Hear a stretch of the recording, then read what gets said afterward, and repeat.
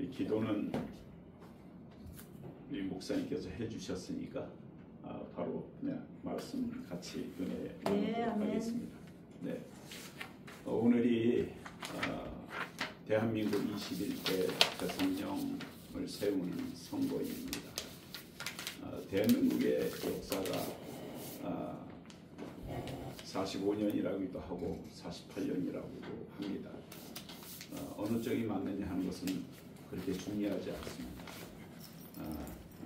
나라의 역사와 또 교회의 역사와 사람의 역사는 모두가 다 하나님의 역사 안에 들어가 있기 때문입니다. 아멘.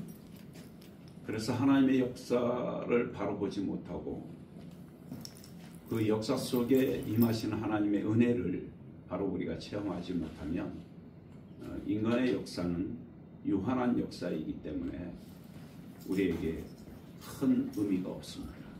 그럼에도 하나님께서는 시대마다 사람을 통하여 지도자를 통하여 하나님의 역사를 이루어 가시는 줄 믿습니다. 아멘. 오늘 말씀도 그 모든 역사 가운데 하나님이 어떻게 인도하셨는가를 보는 말씀입니다. 며칠 전에 목회자들의 모임에 제가 참석을 했어요.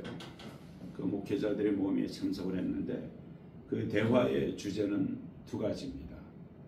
대통령 선거를 앞두고 그동안에 이 민족이 여러 가지 부침을 겪었고 지금 현재 여러 가지 갈등들이 있기 때문에 그 갈등으로 인해서 이 나라가 걱정스럽다는 겁니다.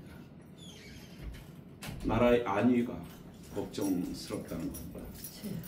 정치, 경제, 사회, 문화, 군사, 교육 모든 분야에 있어서 너무나도 첨예하게 갈등이 깊어지다 보니까 하나 되지 못하고 그러므로 인해서 우리 민족의 갈 길이 염려가 되고 걱정스럽다는 겁니다. 그리고 두 번째 화제는 무엇이냐면 그렇게 이 나라가 걱정스러우니까 한국 교회에 대한 걱정이 또 앞선다는 겁니다. 나라가 어려울수록 사실은 교회가 그 역할을 감당을 해야 됨에도 불구하고 나라가 어려우니까 교회도 힘들다는 겁니다. 물론 여러 가지 환경이 지금 교회를 힘들게 하는 요소들이 없지 않아 있습니다. 출산율이 떨어지면서 교회의 성도들도 줄어들고 또 사회의 여러 가지 환경 때문에 복음 전도가 많이 힘들어지고 그런 관계 속에서 교회의 어려움을 목사님들이 토로하는 겁니다. 그렇게 나라를 걱정하고 또 교회를 걱정하고 이런 걱정이 앞서다 보니까 우리 목사님들의 그 표정이 밝지가 않아요. 하나님을 믿는 사람들이 특히 하나님의 거룩한 종들이 마음이 밝고 당당하고 담대하고 그렇게 하나님의 복음 안에서 바로 서야 됨에도 불구하고 그 당당함과 담대함이 많이 사라져 버린 모습입니다. 그래서 근심과 걱정과 염려로 가득 찬 얼굴로 서로 대화를 나누고 있습니다. 목사님들의 대화를 이렇게 듣다 보면은 이미 모든 것이 다 끝난 것 같은 표정이에요.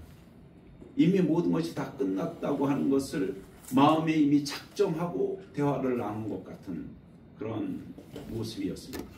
무척 안타깝고 걱정스러웠습니다. 그러나 하나님께서는 어느 시대든지 그 시대에 맞는 지도자를 세우시고 그 지도자를 통해서 그 민족을 이끌어 가십니다. 아멘. 교회도 마찬가지입니다. 하나님께서 주의 종들을 세우셨을 때는 주의 종들이 이 어려운 환경을 탓하지 아니하고 어떤 상황에서도 어떤 환경에서도 하나님의 말씀 붙잡고 하나님이 약속하신 그 약속 붙잡고 담대하게 일어나서 주의 복음을 전하고 그 자리에서 그 역할을 감당할 때 하나님께서 한국 교회와 그리고 이 민족에게 하나님의 길을 알려주실 것이고 하나님의 음성을 들려주실 것이고 하나님의 역사를 알게 하여 주실 것입니다. 아멘. 분명코 말씀드릴 수 있는 것은 이 백성이 바벨론의 포로와 같은 세월을 살았고 애굽의 종살이와 같은 시절을 지나왔지만 그 기나긴 고통과 고난과 슬픔의 세월 속에서도 하나님께서는 이 백성을 잊지 아니하시고 이 백성을 하나님의 나라로 하나님의 백성으로 하나님의 땅으로 삼아 주셨다는 겁니다. 그렇기 때문에 하나님께서는 여전히 지금도 또 앞으로도 이 백성을 바른 길로 밝은 길로 하나님의 의의 길로 인도하여 주실 것이라 확신합니다. 아멘. 이 믿음을 가지고 오늘 우리가 하나님께서 주신 이 말씀을 통하여 우리가 이 시대에 어떤 모습으로 서 있어야 하는가, 또 어떠한 자세로 우리 시대의 사명을 감당해야 하는가 하는 것을 함께 바라보면서 은혜를 나눌 수 있기를 소망합니다. 아멘.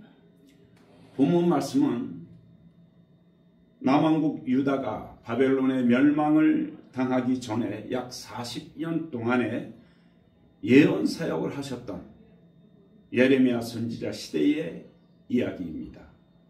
우리가 다 잘 아시다시피 예레미야 선지자는 제사장 hil기야의 아들로 태어나서 20세에 하나님께 부름을 받았습니다.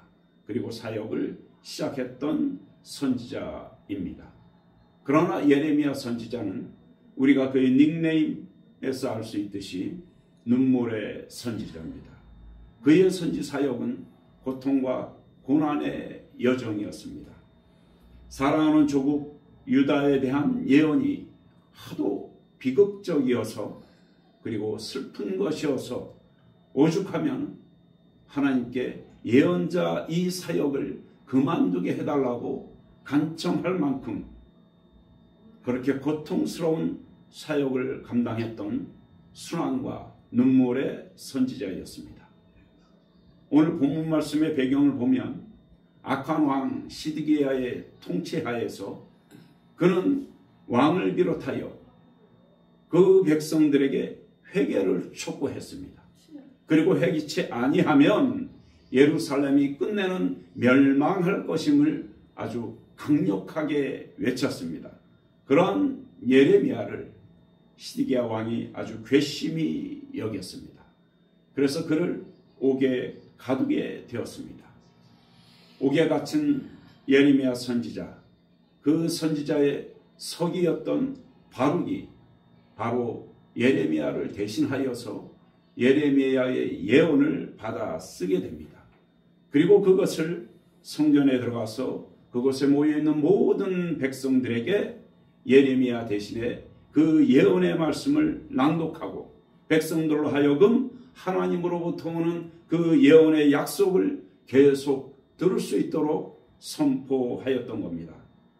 바룩이 이렇게 행했던 것은 예레미야의 뜻도 아니고 바로 하나님의 뜻이었기 때문입니다. 아멘. 그 시대의 배경과 바룩이 처한 그 상황을 우리가 좀 더 세밀하게 살펴보면 이렇습니다.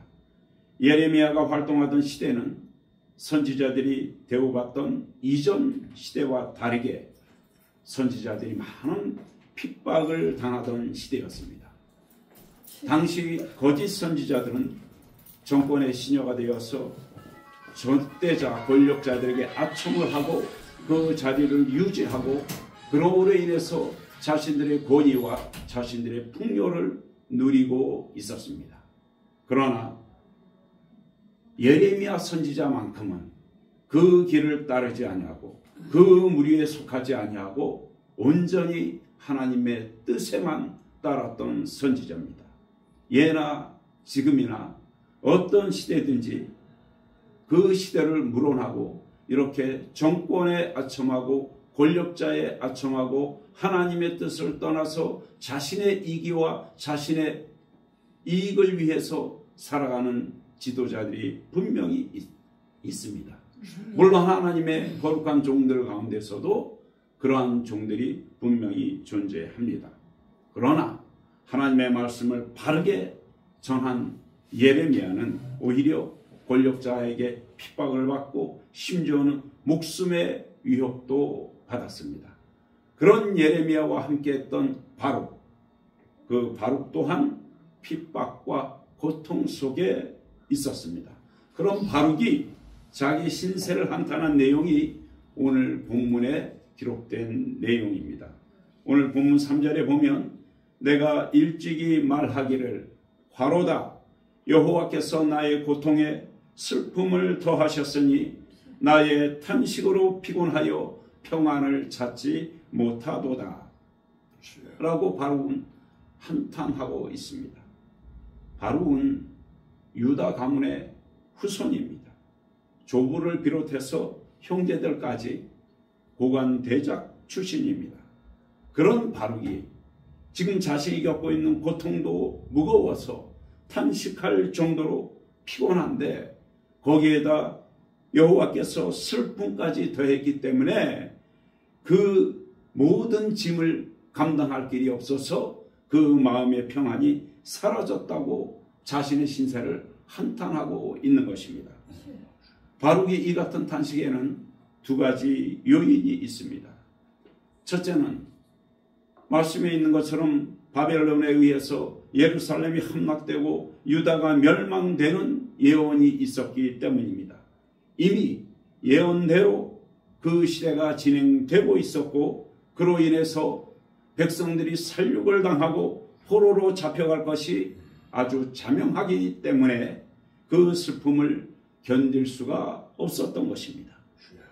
그리고 둘째는 나라가 이렇듯 멸망으로 치달려 가고 있는데 그래서 자기 몸 하나 거들기도 힘든 와중에 하나님께서 행하시는 그 역사에 대한 예언 사역을 예레미야 대신에 자신이 감당해야 하는 이 기막힌 상황을 맞닥뜨리면서 그는 더욱 고통스러울 수밖에 없었다는 말이에요.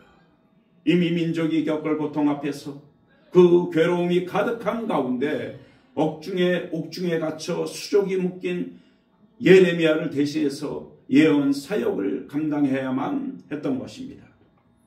권력자들의 핍박과 아첨자들의 조롱을 온몸으로 견뎌내며 전할 수밖에 없었던 그 예언 사역으로 인해서 바룩은 그 마음의 평안이 사라지고 그 영이 탄식할 수밖에 없게 된 것입니다. 그런데 이 말을 들은 이 탄식을 들은 하나님께서 탄식하는 그 바룩에게 선지자 예레미야를 통해서 이렇게 위로가 담긴 예언을 말씀해 주셨습니다. 너는 그에게 이르라. 하나님께서 예레미야에게 말씀하시는 것이죠.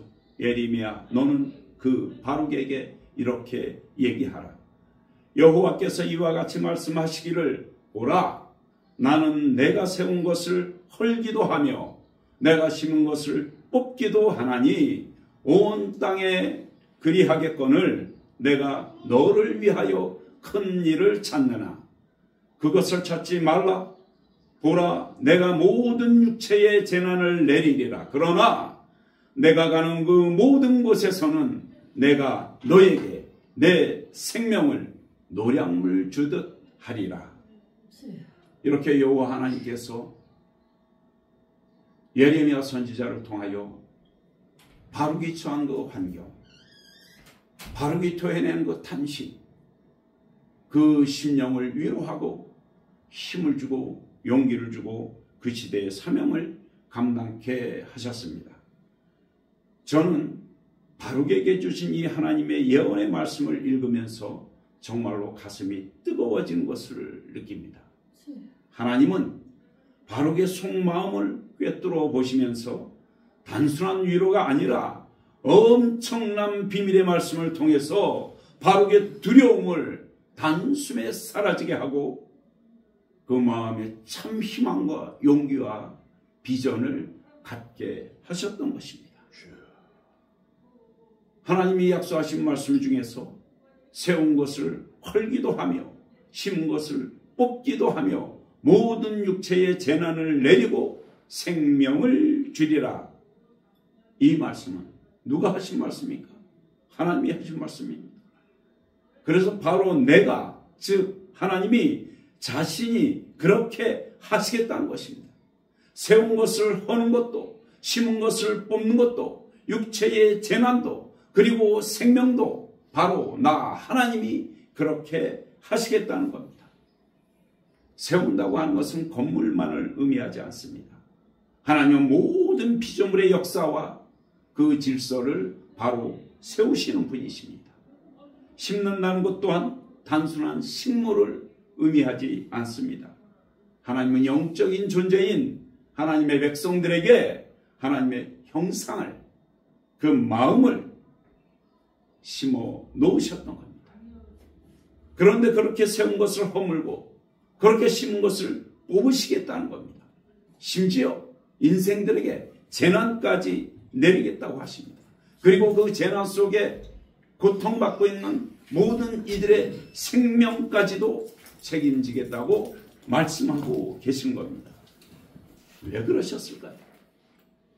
하나님은 영적으로 온전한 것은 허물지도 뽑으시지도 아니하시는 분이십니다. 하나님의 허물고 뽑으시는 것은 바로 세상에 속한 육적인 것입니다. 아무리 세상에 아름답고 아무리 세상에 귀하고 아무리 세상에서 멋있게 보이고 그렇게 한다 할지라도 하나님께서 그 심은 것을 육적인 것에 속해 있으면 뽑아 버리시겠다는 겁니다. 아멘. 허물어 버리시겠다는 겁니다. 아멘. 그 육계에 속한 그 모든 것들은 영적인 것이 아니기 때문입니다. 그렇습니다. 육에 속한 모든 것은 하나님께 영광을 돌릴 수 없기 때문에 그렇습니다. 그곳에는 하나님의 거룩함과 하나님의 축복이 담겨있지 않기 때문에 그렇습니다. 아멘. 하나님은 그렇게 처음 모습이 변질된 것, 변한 것, 퇴색된 것, 그 의미가 사라진 것, 그런 것에는 미련이 없으시기 때문에 하나님께서는 과감하게 허물고 과감하게 뽑아서 제거해 버리시겠다는 겁니다. 그것은 하나님의 거룩성 때문에 그렇습니다. 하나님의 영원한 나라 때문에 그렇습니다. 이 세상에서 육적인 것에 속해서 그렇게 아무리 세운다 하고 아무리 심는다 하더라도 그것이 하나님 것이 아니면 하나님의 거룩상과 하나님의 영원함에 아무 의미가 없기 때문에 그렇습니다. 그런데 바룩이 고통하고 바룩이 슬퍼하고 바룩이 탄식하고 바룩이 그 마음에 평안이 없었던 것은 바로 이 바룩이 이 육에 속한 것, 이 세상 속에 속한 것에 미련이 남아 있었기 때문에 그렇습니다. 그래서 하나님께서 바룩에게 그렇게 말씀하신 것입니다. 헐어질 것과 뽑혀질 것에 대하여 놓고 싶지 않은 그 아쉬움과 그 안타까움과 그런 것들을 버려라. 그 욕망을 버려라. 이렇게 말씀하고 있는 겁니다.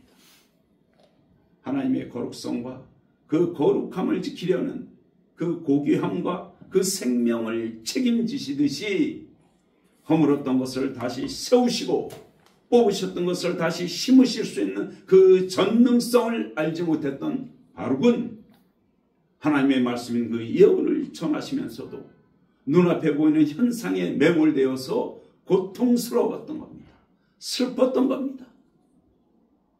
어쩌면 바룩뿐만 아니라 오늘날 우리를 포함한 모든 인생들의 한계는 모두 다 같을 것입니다. 특히 하나님의 거룩한 종들, 그리스도의 백성들, 성령으로 거듭난 인생들이 여전히 세상 것에 미련을 갖고 있다면, 여전히 육의 것에 안타까움을 가지고 있고 미련함을 가지고 있다면 그 속에 하나님의 거룩성이 나타나지 않는다는 겁니다. 아멘. 오늘 우리의 모습을 돌아봅니다. 나의 모습을 돌아봅니다. 내가 그 시대의 바룩이었다면 여전히 나도 그러지 않았을까? 그래서 바룩을 비난할 수가 없는 것입니다. 단지 우리 앞에서 걸어간 그 선진들의 발자취에 담긴 하나님의 그 거룩한 메시지를 우리가 잊어서는 안 된다는 교훈이 감사할 뿐입니다. 하나님은 내가 그렇게 하겠다는데 내가 무슨 미련을 가지려고 하느냐, 그 뜻입니다. 다시 말해서 하나님께서는 이렇게 말씀하시는 겁니다. 바룩에게도 예레미야에게도 오늘 우리에게도 너는 나를 인정하라, 이겁니다. 세우기도 하고 허물기도 하고 심기도 하고 뽑기도 하는 나의 전능성을 인정하라, 이겁니다. 생명을 주기도 하시고 그 생명을 취하기도 하는 나의 주권을, 그 모든 나의 경영을, 전적인 나의 역사를 인정하라, 이겁니다. 그러면서 아주 특별한 언약을 바룩에게 주십니다. 그 말씀이 바로 내가 가는 그 모든 곳에서는 내가 너에게 내 생명을 노량물 주듯 하리라, 이 약속입니다. 그러니까 유대는 멸망하겠지만, 그래서 백성들은 포로가 될 것이고, 그래서 애굽으로 끌려간 백성들은 영원히 돌아오지 못할 것이지만, 나의 예언을 전하는 너 바룩은 그 생명을 보존할 것이라, 이 약속입니다. 이후로 바룩의 생에 대해서 더 기록이 없기 때문에 저는 그 이후의 역사를 알지 못합니다. 그러나 신실하신 하나님께서 바룩에게 행하신 그 약속을 신실하게 지키셨을 것이라 믿습니다. 그러니 오늘 우리에게도 동일한 약속을 주셨고, 그 동일한 약속을 주신 만큼 우리에게도 그 언약을 이행하실 것이다, 이 말씀입니다. 그러니 낙심하지 말라는 겁니다. 세상 것에 미련을 두지 말라는 겁니다. 걱정하지 말라는 겁니다. 근심과 걱정과 염려하지 말라는 겁니다. 사실 우리에게 낙심케 하는 것은 사탄이 하는 일입니다. 우리 마음속에는 근본적으로 낙심이라는 존재는 애초에 없었습니다.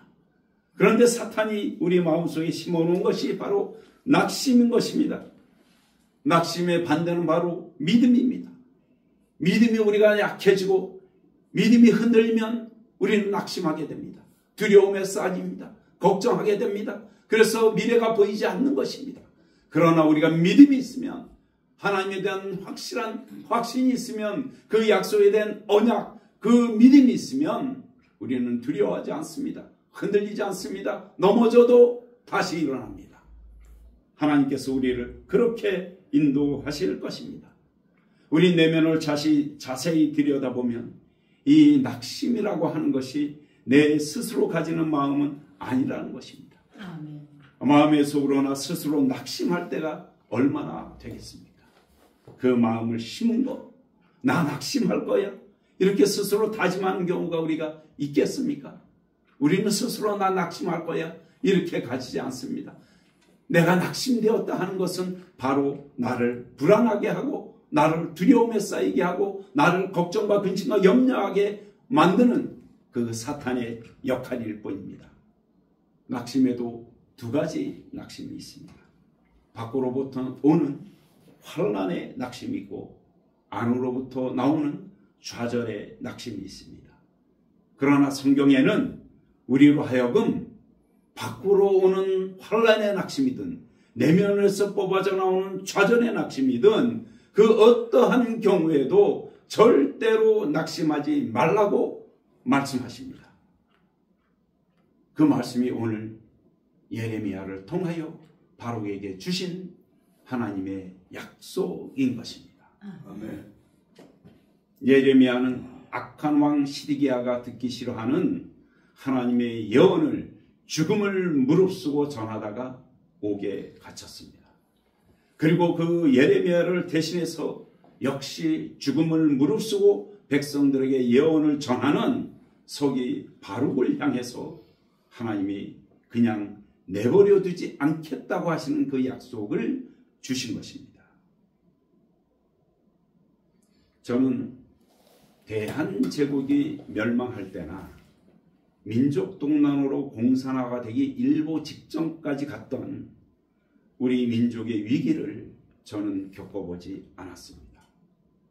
그렇기 때문에 당시 유다의 멸망을 목전에 둔 예레미야나 바룩의 심정을 솔직히 잘 알지 못합니다. 얼마나 애가 탔을지, 또 얼마나 심령이 슬펐을지 가늠할 수 없습니다. 단지 제 한몸 추스르기 어려울 그 상황 속에서도 권력에 타협하거나 자신의 영달을 추구하지 아니하고 오직 죽음을 두려워하지 않고 하나님의 예언 사역에 전념했던 그들을 보면서 오늘 내 모습을 돌아볼 뿐입니다. 그리고 지금의 대한민국, 내 조국의 현 모습을 생각해 보는 것입니다.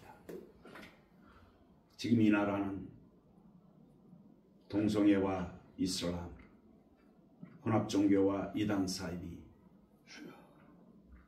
차별금지법 등으로 인해서 홍역을 앓고 있습니다. 그렇게 이 땅은 온갖 위험과 위협과 환란의 목전에 놓여 있습니다. 또 우리 민족은 한민족임에도 불구하고 분열되어서 여전히 북녘 땅에서는 핵 문제로 우리를 위협합니다. 이후에 다가올 민족의 미래에 대한 변화와 교회의 역할 등을 생각하면 기도하지 않을 수가 없습니다. 그러나 분명한 것은 이 민족과 교회가 어떠한 환경에 처하더라도 그리스도의 생명으로 생기를 되찾아 거룩한 땅으로 변화되는 것은 바룩같이 낙심한 가운데서도, 그래서 탄식하면서도 죽음을 무릅쓰고 주의 예언을 전할 때 일어날 수 있는 기적이라고 생각합니다. 아멘. 세례 요한이 광야에서 외쳤던 것처럼, 선지자 예레미야가 눈물로 호소했던 것처럼, 바룩이 죽음을 무릅쓰고 예언을 전했던 것처럼 지금은 바로 그런 때인 것입니다. 강하고 담대한 마음으로, 안타까운 심정으로 나라와 민족을 위해서, 교회와 성도들을 위해서 우리는 외쳐야 한 때입니다.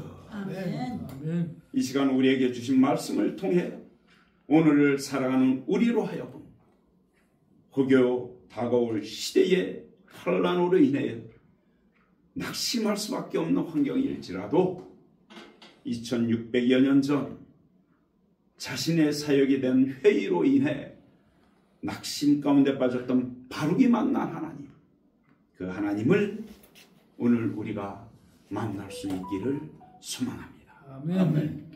어디를 가든지 생명을 보존해 주시겠다고 약속하신 그 바룩의 하나님을 우리의 하나님, 나의 하나님, 능력의 하나님으로 삼아 위로와 용기와 희망을 놓지 마시고 최종적으로 우리에게 예비된 승리의 여정을 담대하게 걸어갈 수 있기를 축원합니다. 아멘. 낙심하지 맙시다. 하나님의 일을 합시다. 아멘. 그리고 생명을 얻기 위해서 싸웁시다. 아멘. 그렇게 우리 모두 오늘 주인공 되신 그 바룩과 함께 하신 하나님의 손을 붙잡고 주님이 싸우는 그 영적 전쟁터에서 승리의 노련물을 취하는 은혜의 시간이 되시기를 간절히 소망하고 축원합니다. 아멘. 기도하겠습니다.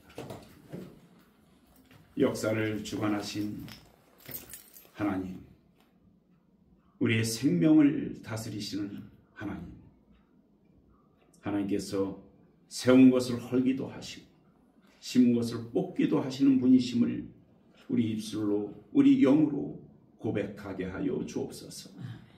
내가 간 그 모든 곳에서 내 생명을 지키시는 분이심도 고백하게 하소서. 예레미야를 통하여 바룩에게 주셨던 예언처럼 오늘 우리에게도 그 예언을 들려 주시옵소서. 그리고 그 예언을 들을 귀와 받을 마음과 전할 입을 열어 주옵소서. 광야의 세례 요한처럼, 눈물의 선지자 예레미야처럼 죽음의 목전에서 주의 음성을 전하는 바로 그 바룩처럼 우리도 외치게 하여 주옵소서. 아멘. 낙심하지 아니하고 자기 의를 구하지 아니하고 생명을 구하는 우리가 되게 하여 주옵소서. 아멘.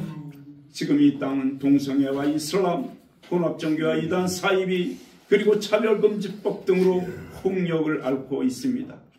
이 땅이 그리스도의 생명으로 생기를 되찾아서 거룩한 땅, 축복의 땅 되게 하여 주옵소서. 아멘. 급변한 이 국제 정세 속에서 핵 문제를 비롯한 이 민족의 앞날이 하나님의 뜻 안에서 공의롭게 나아가게 하여 주옵소서. 아멘. 이 일로 인하여 한국 교회와 목회자와 성도들이 옥중의 예레미야와 죽음 앞에 선 바룩의 심정으로 우리에게 맡겨진 사명을 담대하게 당당하게 감당할 수 있도록 하여 주옵소서. 아멘. 무엇보다 기도하고 외치는 이 일에 게으르지 않게 하여 주시고 머뭇거리지 않게 하여 주시고 오직 나라와 민족을 위하여 오직 교회와 성도들을 구하는 자가 되게 하여 주옵소서. 아멘. 우리에게 생명의 주가 되시고 능력이 되신 예수 그리스도 이름으로 기도하옵나이다. 아멘. 아멘.